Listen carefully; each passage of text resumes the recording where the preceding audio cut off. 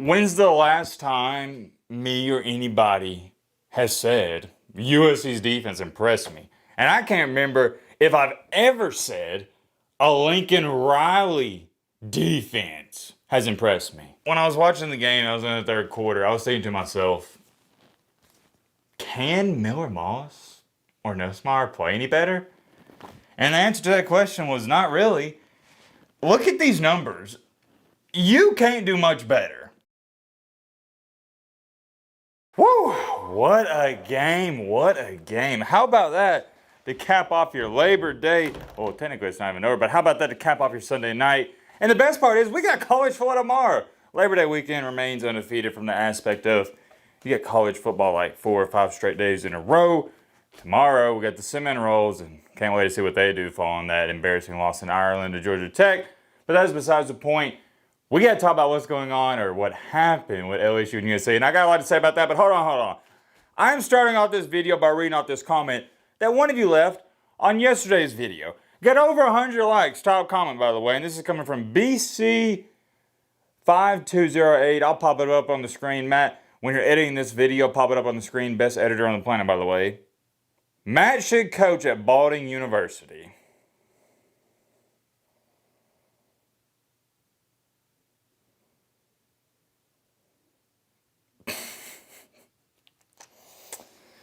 Really, bro?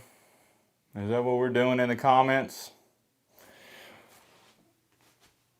I ain't gonna say that. All right. Good joke. I gotta get credit where it's due.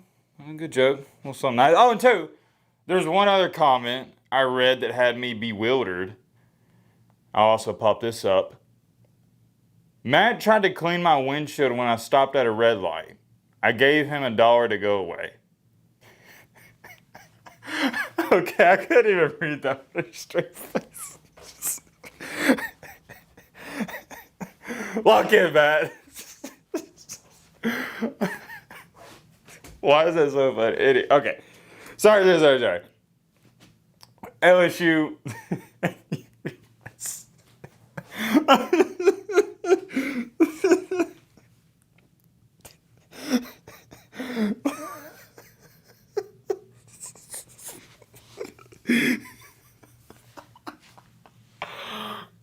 LSU just got done.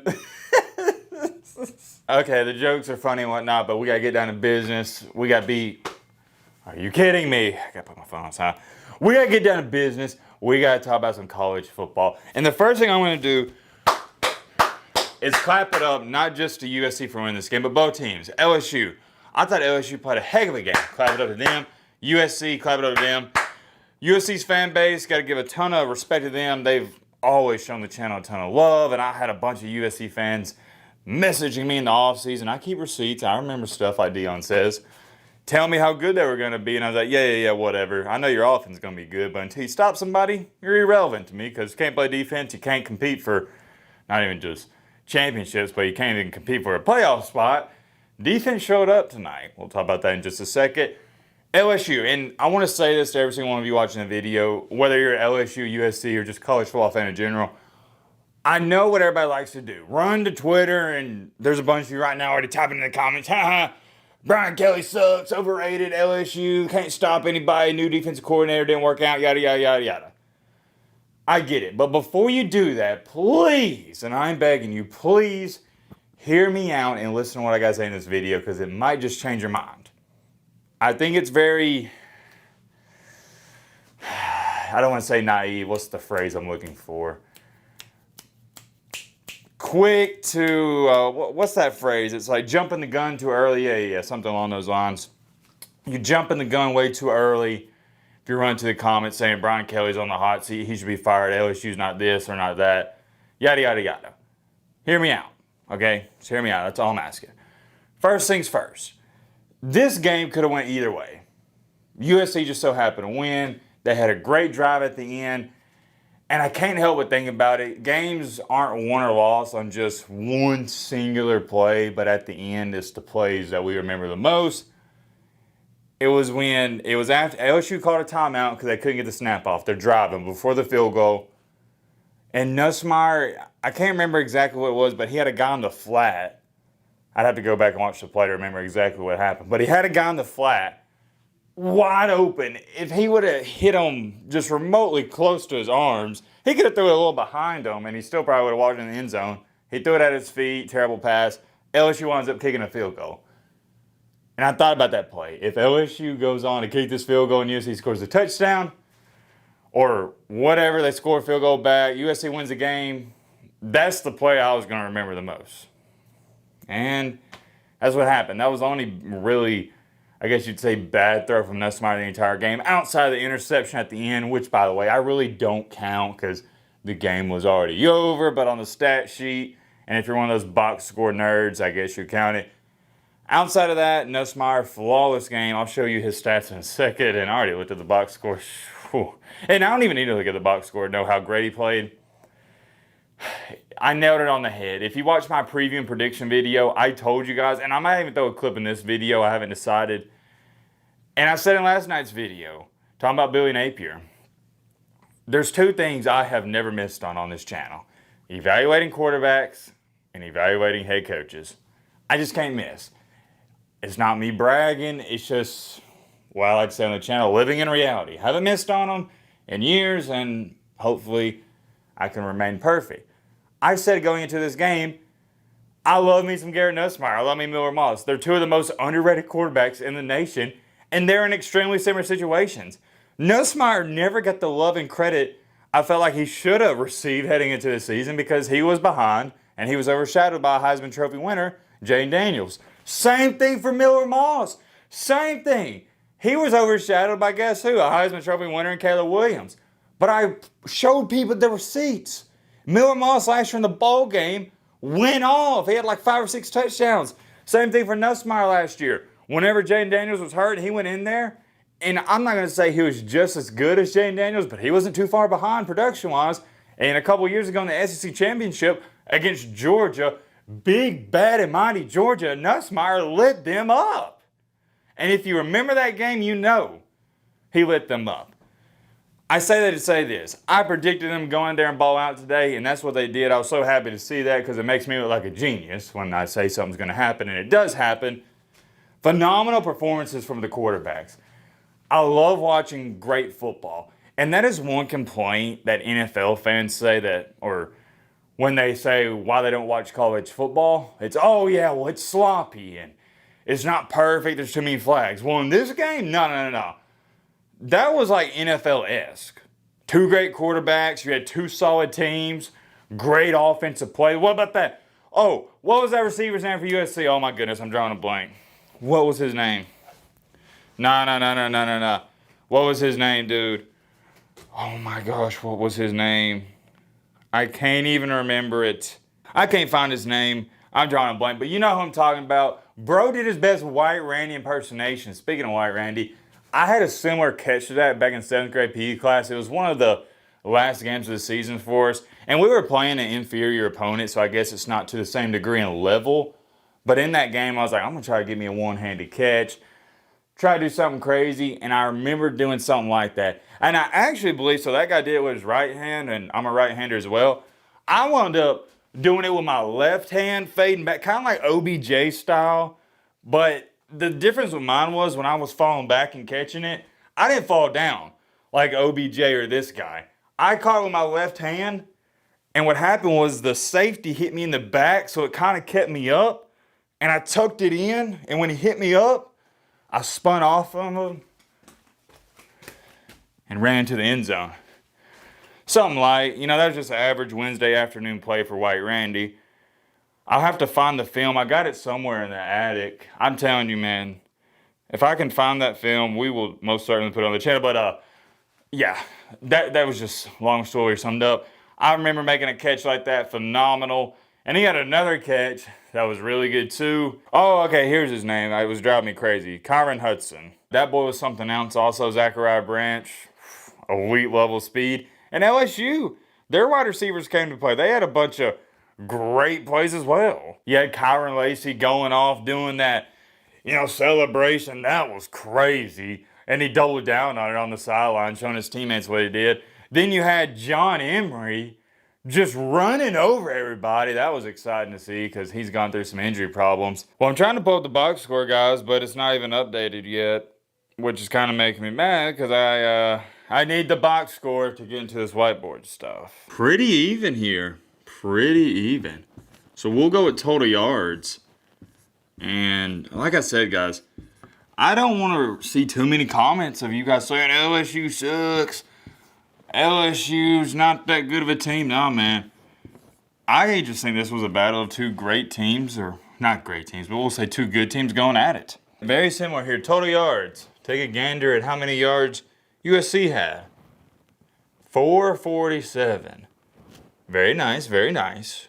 LSU, 421. Not too far behind. And also USC missed that field goal, that like chip shot at the end of the second, I was about to say second half, drama marker, second quarter. Everything else was even. USC 3 for 9 on third downs, nothing special. LSU was better, 5 for 13. Rushing yards, USC had about 70. LSU only had 120. That is a lot of yards, 447 and 421. But both defenses impressed me. They really did. I'll show you Miller Moss's stats in just a second, but while I'm thinking about it, USC's defense really impressed me, and I'm going to clap it up for them. When's the last time me or anybody has said USC's defense impressed me? And I can't remember if I've ever said a Lincoln Riley defense has impressed me. I'm trying to think. Dating back to the Oklahoma days.